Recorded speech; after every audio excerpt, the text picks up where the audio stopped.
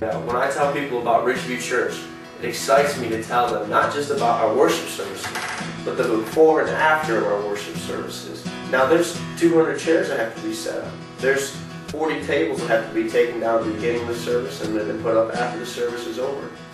And it's just really a lot of work that goes into that, but we really appreciate the people that work on that and bring everything in there. And but the neat part about that is that we have that many people involved. That's almost a quarter of our congregation is involved in worship. The act of worship, the act of coming together and desiring God. Some of the things that have happened in this past year that I just want to touch on briefly. Since I've been here, we bought a drum set. That was one of the first things that we bought. And we did that for the purpose of finding a drummer. And little did we know that William Schmidt was sitting out there wanting to be a drummer. And he's doing a great job. And it's just been really neat to do that. We also bought some music for some horns. We've had 3 people from North Greenville come in, and they've done an excellent job. Brandon, Christian, and Jessica have all been very committed and have been there each week, and they're just doing a fantastic job. And here's the thing that I'm looking for in the next year. First of all, the very first thing I want to be able to do is involve more people on the worship team. What that means is I need singers.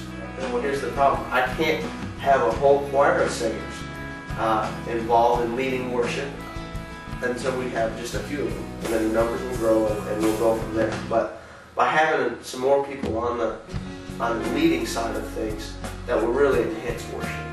Something that I'm really excited about being able to do this year is to take the worship team, and as we grow closer together, help us to work in going out and doing ministry together. And the reason why I think this is important, when you go on a mission trip, yes, you do missions for those people, but you grow closer together as a unit as you go. And we want to do that with the worship team. We want to get that worship team growing closer and closer together so that we can lead and worship together on Sunday mornings and learn a lifestyle of worship throughout the week. And we're going to do that through different projects like what we're doing at the Red Barn, where we're putting a lot of work into this Andrew Peterson project. And very difficult music, but we're bringing it together, but we're not just playing it for our church.